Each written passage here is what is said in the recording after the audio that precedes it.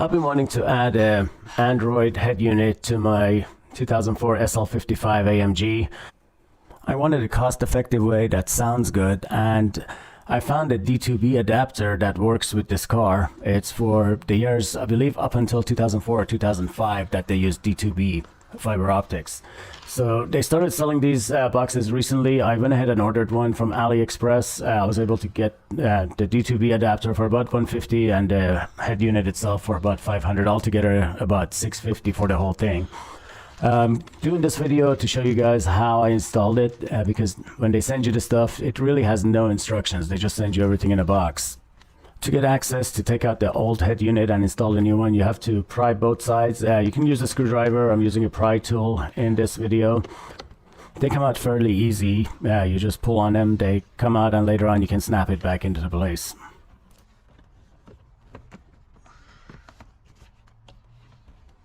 You get both sides out. Once you get both of these sides out, you have 3 screws on each side that you have to take out. As you can see, there are other screws around there, but you don't have to remove those to do this job.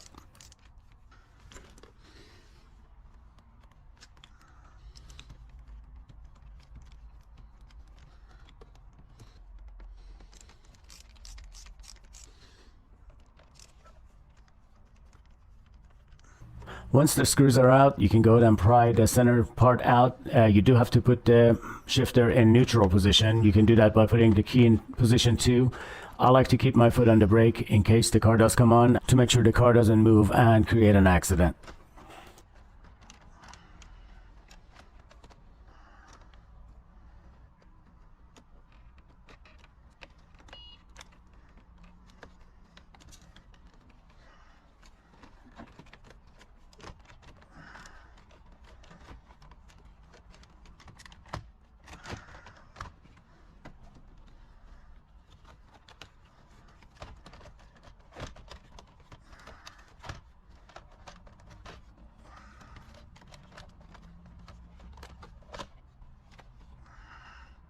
Once the middle part is out the way, you can take off the lids off of the cup holders. It makes it easier to pull the stereo out.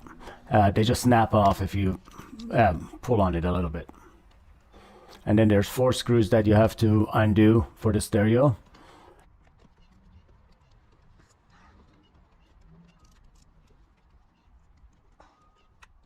And I like to move the screws with a magnet because they're kind of hard to reach. Once you have that out, pull the stereo out slowly and you can disconnect everything from the back. If you haven't done this before, make sure you take a picture. That way you know where everything goes, in case you decide to put the original stereo back in there.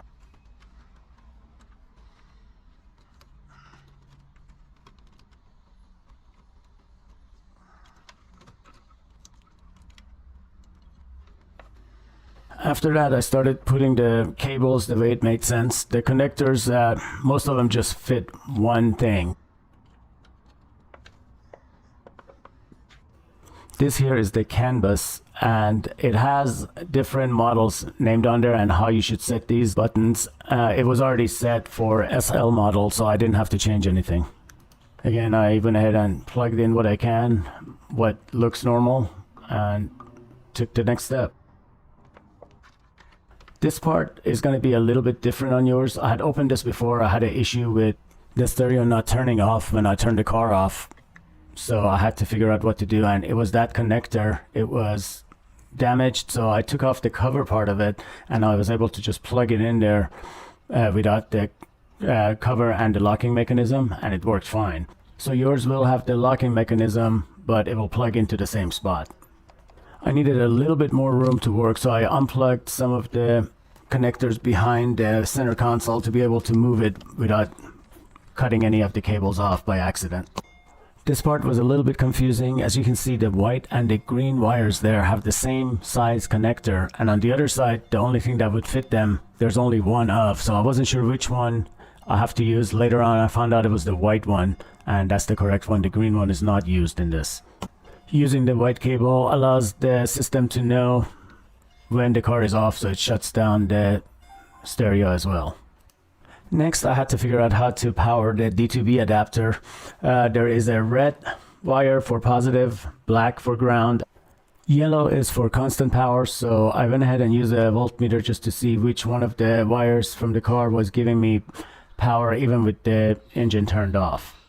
Even though the colors of the wires might be similar on yours, I highly recommend you actually check for yourself to see which wire to use. Once I figured out which cable it was for the constant power, I went ahead and tapped into the other side of it where the connector would go, and I was able to put the yellow wire onto that. For red and black cables on the D2B box, I used the cigarette adapters cables. On mine, green and black is the positive and brown was the negative, but I highly recommend double checking to make sure that you get the polarities correct on these. To connect the blue wake wire, I figured I use one of the pins from the green connector that wasn't being used. I pulled it out with pliers. Then I connected the blue wire to the other side. That way I was able to use the pin to connect it for the wake port. As you can see, it's the turquoise one on the right side of the connector, so I went ahead and plugged it in. And that made for a much cleaner way of connecting that cable. And just as a reminder, your connector from the car is going to be bigger because it will have its cover and the locking mechanism that originally came with it. Make sure you cover any of the electric wires that are exposed.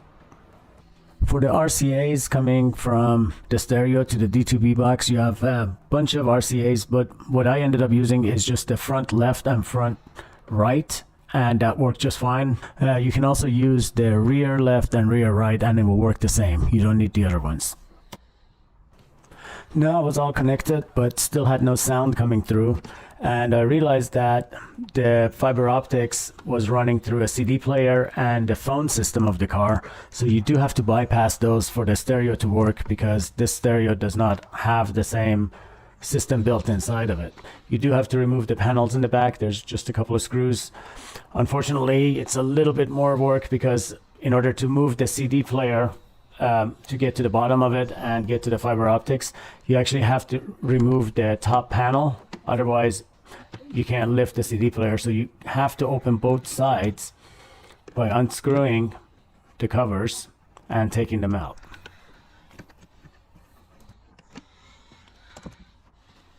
Once unscrewed, they do come off fairly easy. You have to just be careful and move it out the way. And then you have access to the left side for the top portion. Once you unscrew that, that entire panel comes off. And now you're going to be able to unscrew and remove the CD player and access the bottom where the fiber optics cable is.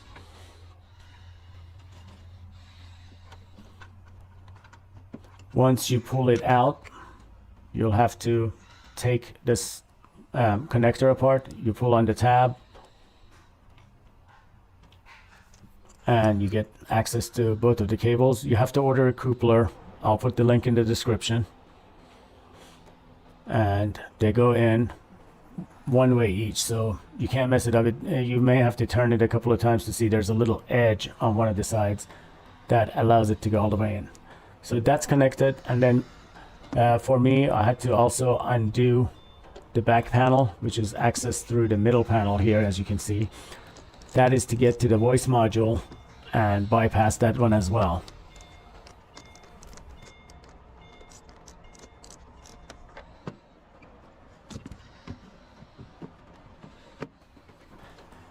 Once you remove this cover, you can see the voice module is right there and the D2B connector. It's a little bit hard to get to. You do have to push from the bottom side of it on the release button and pull it out of there, but it is doable. I was able to do it without having to take anything else apart.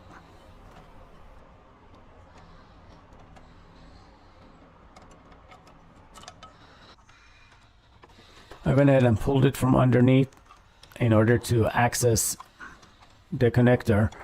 On mine, it happened to have another coupler in there already, which I used that one to bypass the voice module. To be safe, I would say order 2 of the couplers ahead of time. That way you don't get stuck halfway through the job. I had already opened this before when I was doing my research, so I knew I have one in there.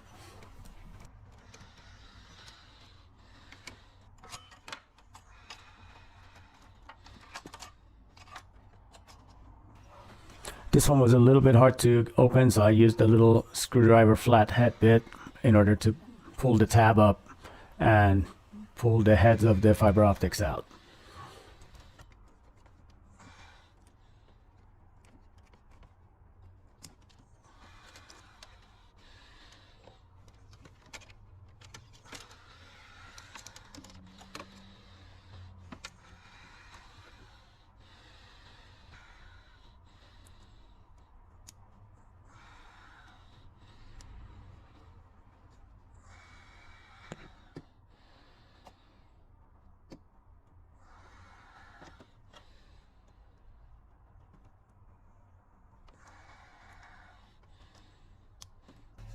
At this point I had sound. I'm playing it pretty low because I don't want YouTube to take this off for copyright violation.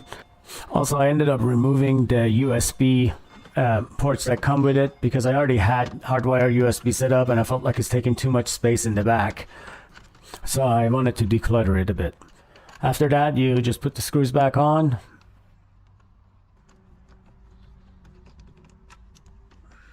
Make sure you connect everything that you disconnected earlier on, and you're good to go. You do have to put the shifter in neutral position to put the cover back on it. Make sure you have your foot on the brake so you don't accidentally have the car move if you hit the shifter to reverse or drive.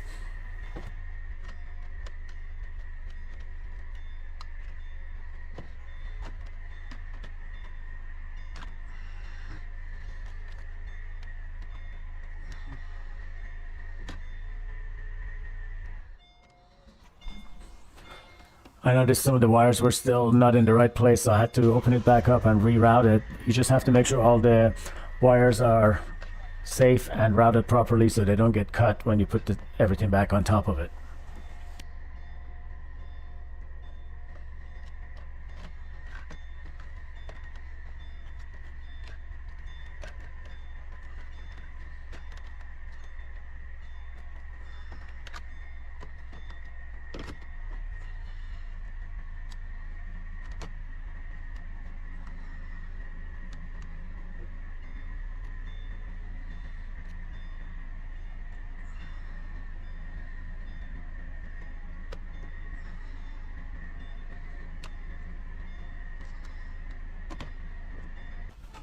Then you make sure to put the screws back on both sides.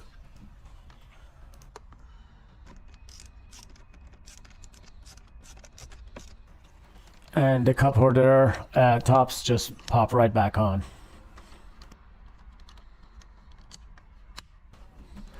To put on the side covers, put the front part in first and slowly you can push down on the back. Once the front is in, you can push on the entire thing and it will pop right back into place when it's lined up.